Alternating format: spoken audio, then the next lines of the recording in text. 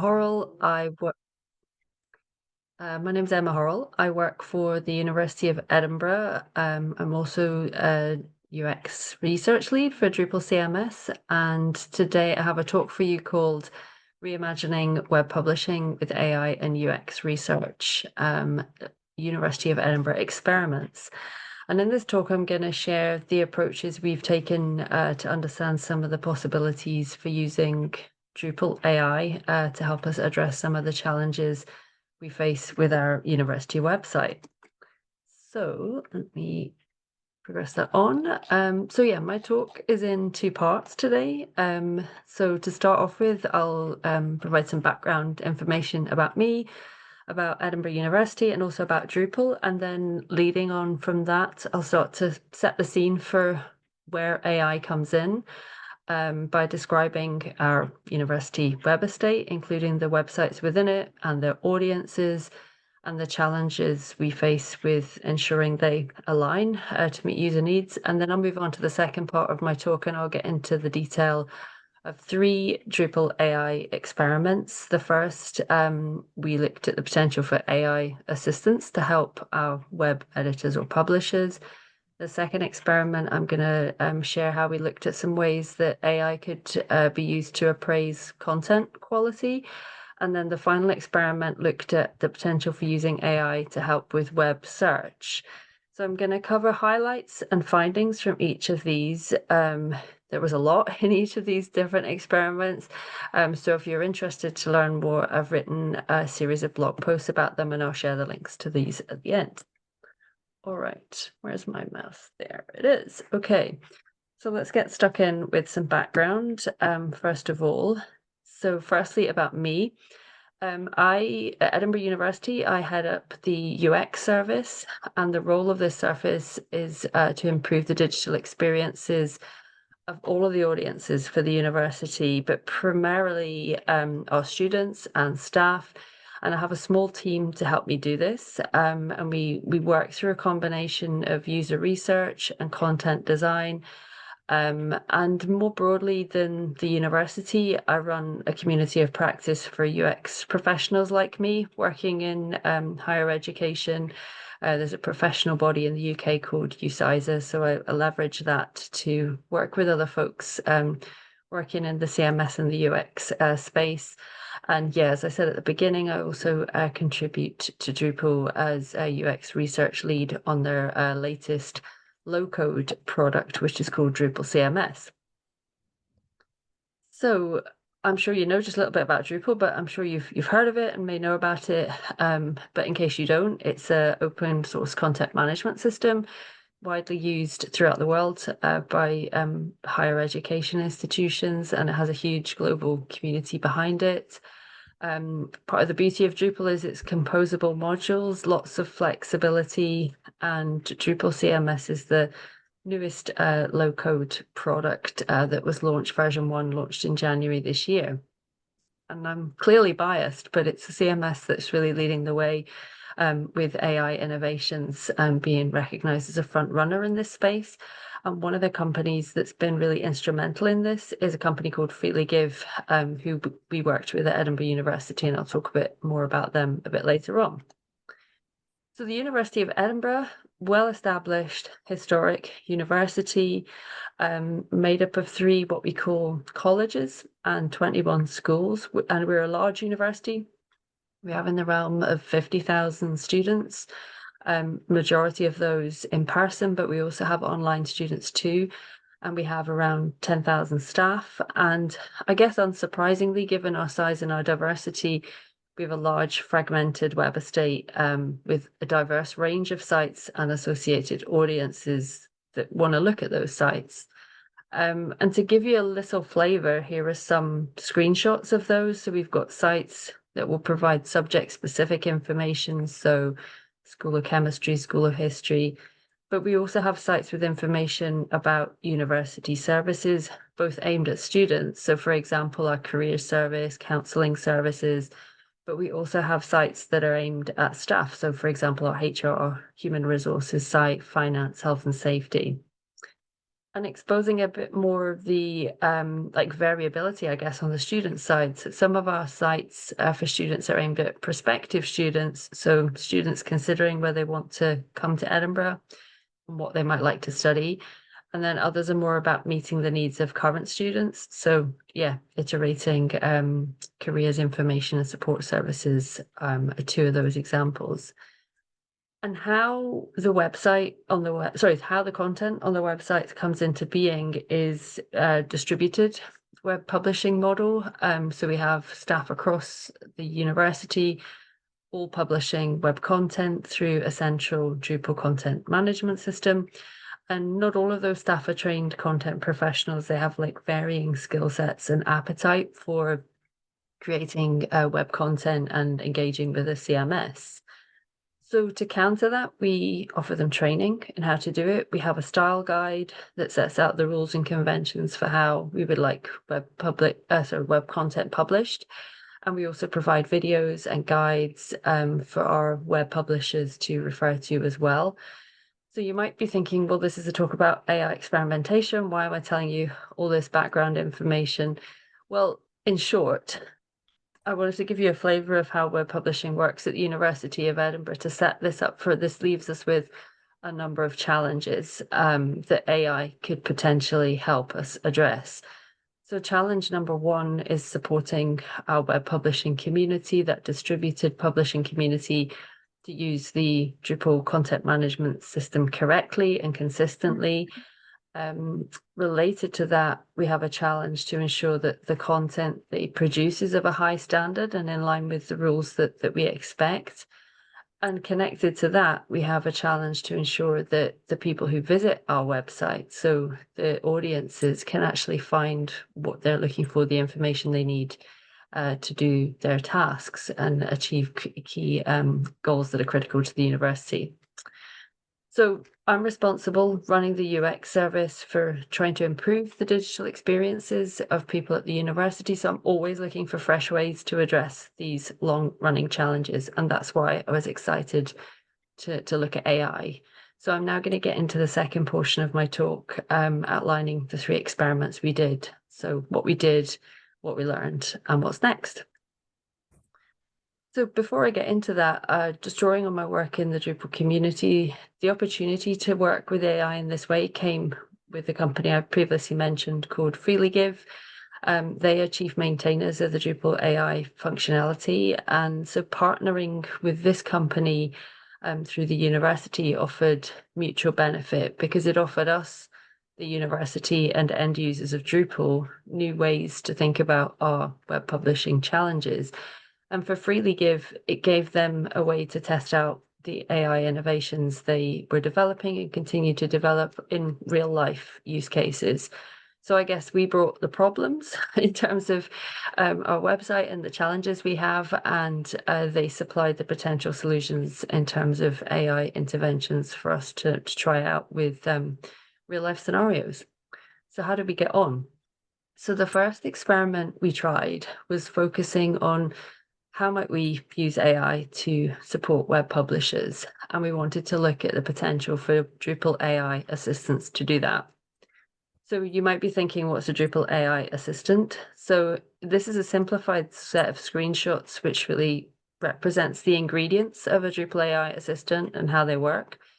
So going from right to left on this slide, left to right, sorry, there's a front end in the form of a chatbot on the interface of the CMS. And this is where the person using the CMS would put a question or a request or a prompt in. This is processed in the back end by using a combination of LLMs and an embedding model. So there's retrieval augmented generation, or RAG, in the back end. And then this produces an instruction to go to a specific agent in the back end, and each of those are configured to complete particular web publishing tasks. Once the task has been completed, the person who put in the prompt gets a response back through the chatbot, and that's using the LLM to generate response.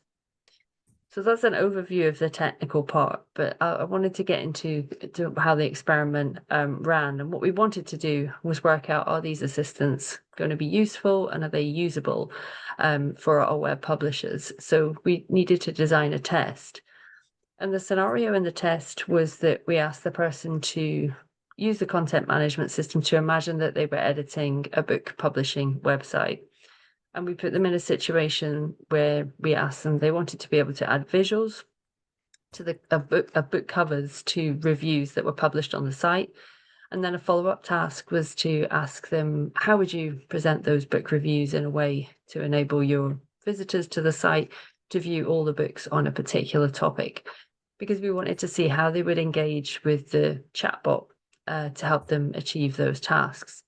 And you might be thinking, why did we choose a book publishing website when these were university people? Well, the answer was we really wanted to encourage them to use the chatbot, because if we'd given them a university scenario they were familiar with, they would have probably known how to do it using the interface. And what we wanted them to do was engage with the chatbot. So to create an unfamiliar scenario to see how well the chatbot would cope with whatever question they asked them.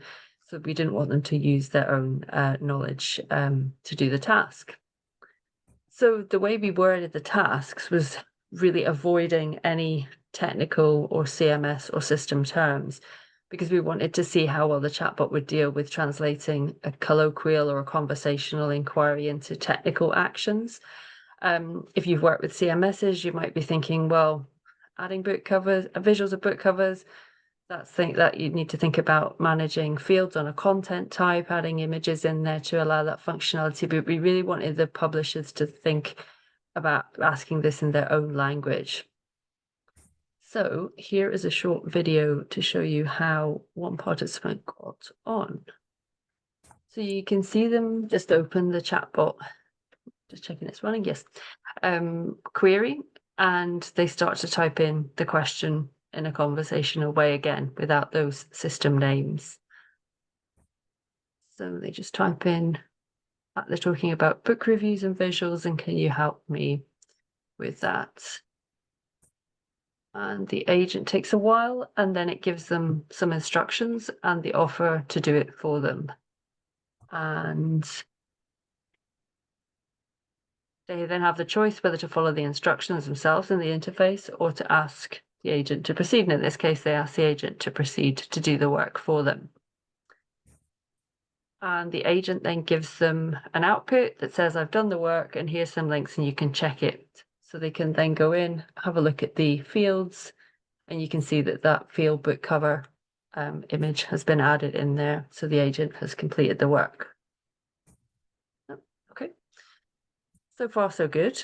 So the next task we gave them was that task about how would you present those book reviews in a way that your website visitors can browse them by topic.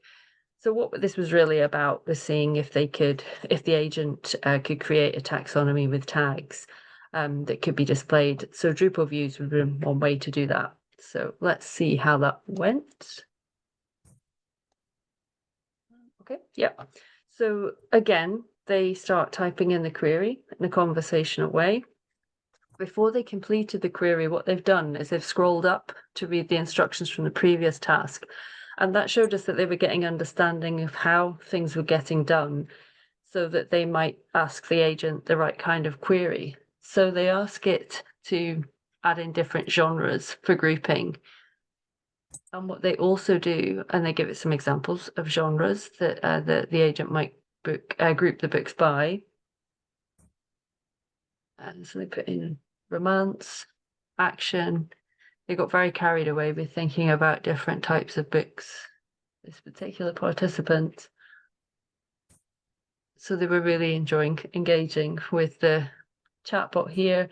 But they also asked, could you add in the relevant field options? So that showed us that they'd learned what fields were about in this query, because they'd learned from the previous interaction with the bot.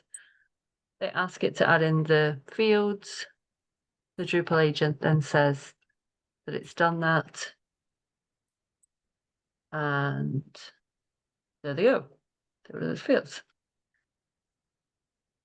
And then they can click on the genre taxonomy. It gives them a link so that they can again check its work. And they're now understanding that to go to manage fields is where they'll be able to check the detail of it based on what they learned from that previous exchange. So what was really exciting about this particular experiment was seeing that potential for the assistants to help the publishers learn Drupal in real time. That understanding even of the terms to label things within the CMS that they were unfamiliar with. Some of the other things that came out of these experiments were verifications that the assistants could support that natural conversation, and that the assistants were providing them with useful information. They were able to complete the tasks, and they were able to also put the outputs of those tasks being completed so that the publishers could then have a look at the work. And the publishers were very impressed that the agents could actually offer to do things for them and that they did actually complete those actions. That was a finding that we weren't certain about. We weren't certain if they would want to trust it, but they definitely did, and seeing those outputs helped build that trust. So our next steps with this are really related to smoothing out the experience. One of the things we found was that sometimes the assistants asked in the early sort of iterations of these tests, the assistants would skip the asking stage and they would just proceed with doing the work. So we then wanted to change the prompt engineering. Through prompt engineering, we wanted to change the prompt to make sure that they definitely check before proceeding. And another thing that we wanted to try and smooth out is making sure that they were giving answers using the terminology of the system so that there was a complete match between the terms that the assistant was using and what was in the interface, because we realized how much dependency there was from the web publishers looking at the output and then looking to check, like that fields example, that it was the correct term. Some other things to improve were making the UI of the chatbot better, and these experiments were done several months ago, and the chatbot's come on leaps and bounds since then. And also just reviewing actually helped us think about how complex some of the mechanisms to achieve some of the things in Drupal were. So that was a sort of side point, thinking that are there any ways we can smooth out the ways to do things? Because when you realized it was like 7 stages long to do some tasks, this helped us to sort of think of how we could improve the UX. So we learned a huge amount from that short experiment. So I'm going to move on to talk about our next one. And this one was about using AI to try and address that problem of consistent content quality. And for this, we used a different kind of AI functionality. We used the Drupal AI automator functionality. So to explain what this is about, basically automators are an AI tool and they sit as separate fields within Drupal, and they have the power to carry out tasks within specific areas of the Drupal interface, and you can enable them when you need them. And again, they're hooked into an LLM so that you can have a conversational response if you want to do that. So this task was about using this functionality to build a very straightforward style guide automator. And its job was to evaluate content against rules of the style guide. And because the style guide contains a lot of content and a lot of rules, we decided to hone in on a small part of it to test this automator concept. And so we picked one of the conventions on numbers. So we have a convention that if numbers are 1 to 10, you write them in words. And if numbers are larger than 10, then you write them in numerals. So to just go through the stages to set up this automator, the first job was to create the automator as a new Drupal field in the back end and label it and tell it where it would be doing the evaluation, so where it was to look. So we chose generic content type. This is where most of the university web publishes content. So that was the area that we wanted the automator. We told the automator it would be looking at. The next step was to give the automator a clear instruction and to tell it what to do. So we told it that its job was to evaluate numerical content, and we gave it some rules, but we also gave it some examples of how those rules were applied. And we did that in quite a detailed prompt, as you can see there. And the final stage, the step 3, was to then connect it to an LLM. So selecting the LLM being used, the model and setting the tokens to control the processing power of the model, because we were going to use it to assess language. So with that set, it was time to test. And so what I did, I published some content in a generic content type that deliberately had errors against what was in the style guide, as you can see here. So the convention is to write numbers 1 to 10 in words and numbers over 10 in numerals. But there's also a separate convention not to combine styles. So if you start writing 150, since the number 1 is written in words, then the 50 and the 100 should continue that style and also be in words. But I didn't give the automator that instruction. I wanted to see how it would get on. So looking at the output from that, which is pretty basic, the UI is not great, but this was really just to test the concept. And so the output of what the automator did just appeared at the bottom of the page in a preview. But looking at how well it assessed it against the style guide, it did pretty well. It found all my deliberate mistakes and it gave me reasons why they were wrong. And it also guessed correctly and made the right call on the 150 curveball that I threw in to see how it would cope with it. So what did we learn from this short experiment? Well, firstly, it showed that there was potential to automate checking content against specific university style conventions. So the fact that the evaluation occurred within the content as well meant that the publisher didn't have to go elsewhere. They didn't have to remember where the style guide was, bookmark it, find the numbers page, look at the numbers, and then come back and apply them. So it eliminated a lot of steps just being there in the interface. However, the other thing that we learned from this experiment is that when it came to writing the instructions for the automator, we realized how precise the guide rules needed to be so that the automator could really do an accurate job of scoring them correctly and assessing whether they were right or they're wrong. So I guess similar to the previous point about what the AI assistants threw up in terms of complexity within Drupal, this experiment showed us how our style guide needs to be better. Basically, we need to experiment with more of the rules and think about how can we make those rules really precise, because they're then easier to apply both for a human and an automator. So there's some work for us to do there to try and make those better.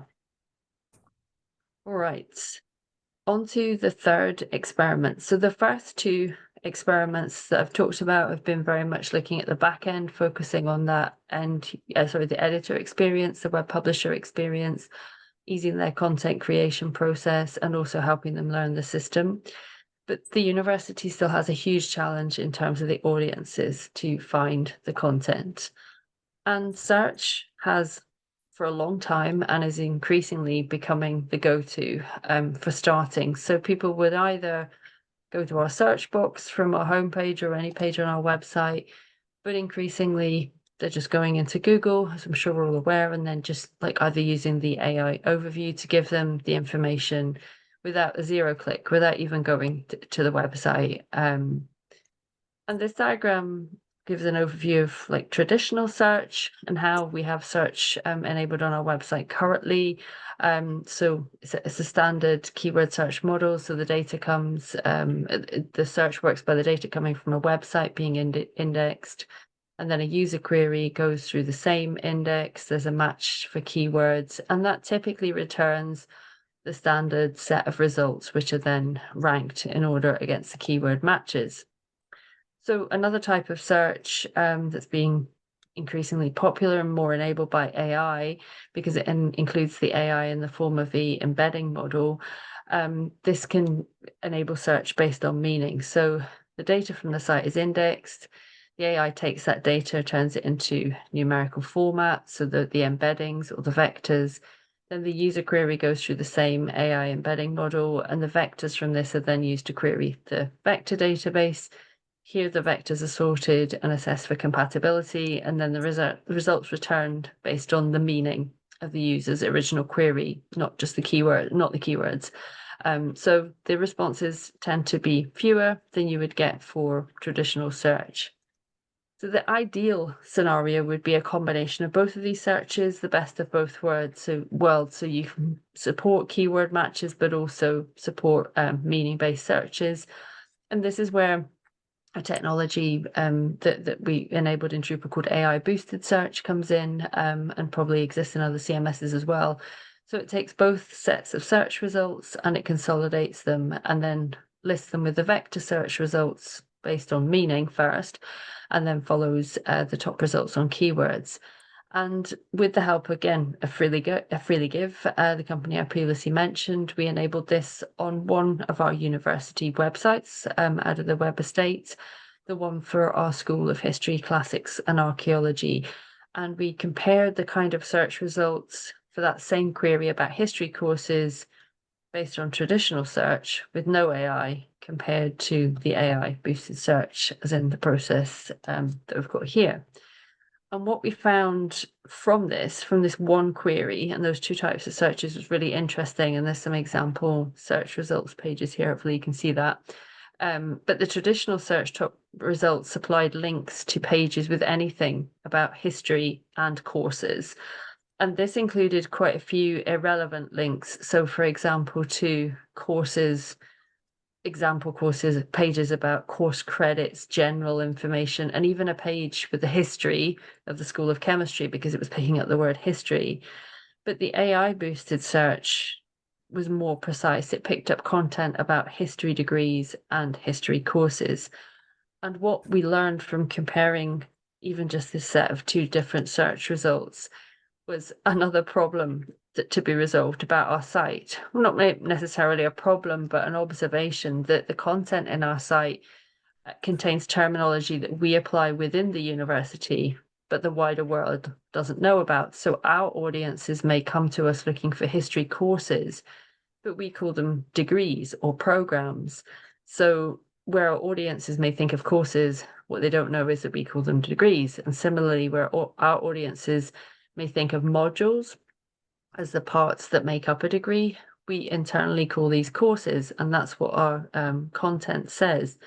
So when it comes to search, this is presenting a problem because there's a language mismatch.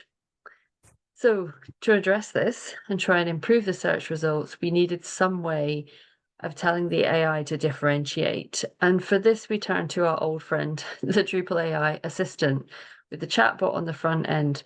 The reason we use that, because it gave us the option to engineer a prompt with instructions, so we could tell it what to do. And the other reason to use the AI assistant is that we could hook it into an LLM to configure a conversational response rather than just that set of search result links.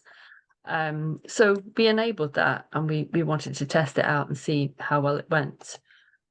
So first of all, we put in a test to see how the AI boosted search with the AI assistant would work, using that same query about history courses, and taking the approach that somebody new to the university might ask the question if they just turned up to our website. So let's see how they got on. What's playing? Okay. So they type into the chatbot, I want to study history. What courses do you have? And you can see the results are giving a lot of, scroll up, you've got a lot of courses mentioned there, but these are individual courses within a degree rather than a set of history degrees that we have at Edinburgh. You've got a page about joint degrees, but then it takes you over to another page. So it's not really doing the job for us in terms of consolidating that into a nice response. So it was time for some prompt augmentation to get the AI assistant to adapt its response, thinking, how would you write this if it was for a prospective student? So we gave it some very clear instructions in the back end how to do that. And then we ran the test again. See, there we go. So this is with the prompt augmentation to get the AI to think about dealing with a prospective student. And again, the same prompt goes in. I want to study history. What courses do you have? I think, yeah, to Matt's point, it'd be good to do it while at lunch. And what you can see here is that the results are not just the individual courses, they're actually degrees, thinking about the persona. I think someone's mic's on. Play that again.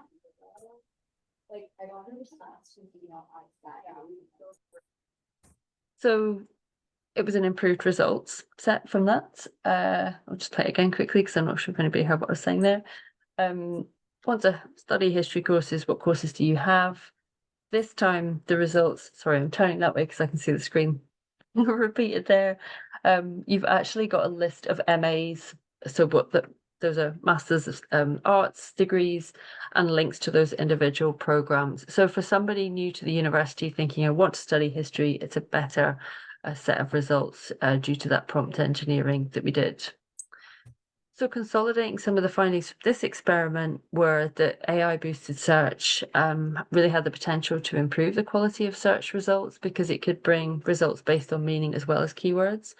It was really interesting to see the potential of the AI assistants to act as a kind of translator for those jargon terms that we had, if given the information about what meant what. And overall, I guess we found, unsurprisingly, the quality of the content on the website impacted the quality of the search results. So our next steps for this are much more testing, looking again at more specific searches that are really important to the university and thinking about how we can embed a lot more of the essence of the user intent into getting the right results for people. And to kind of tailor responses to a degree of personalization, I guess. Also, we've only looked at this for one specific school, but we obviously have a huge web estate with lots of different websites. So we want to investigate the potential to scale up and look at a kind of higher enterprise level.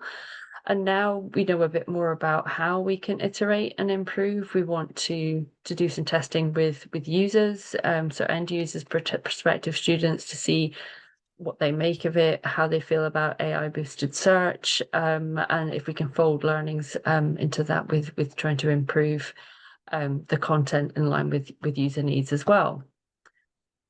So summing up, hopefully these few experiments that I've gone through quickly have provided a bit of food for thought about some ways that you can apply AI to web publishing. Based on what we've learned from this work more broadly, we're going to continue to experiment with all three tracks, really, looking at how AI can help as a learning assistant and to automate, to make things easier for our publishers, but also how we can tailor that end experience for end users and website audiences. As I said, thinking about enterprise search and the ramifications of doing that. We're also having a look at other areas to do with web migration and website design as well, but that's another talk entirely. I'll leave you with my contact details here. As I said, I've written a few blog posts about this, but I'm very happy to take questions now, or if you want to screenshot my details and contact me later, if you have questions later, then happy for you to do that too. Thank you. Thank you, Emma. It looks like we do have a few questions in chat for you. Okay, let's have a look. What sort of support? So Tim Stalker's question, what sort of support or training do you offer your publishers in the writing or use of prompts? So for now, we have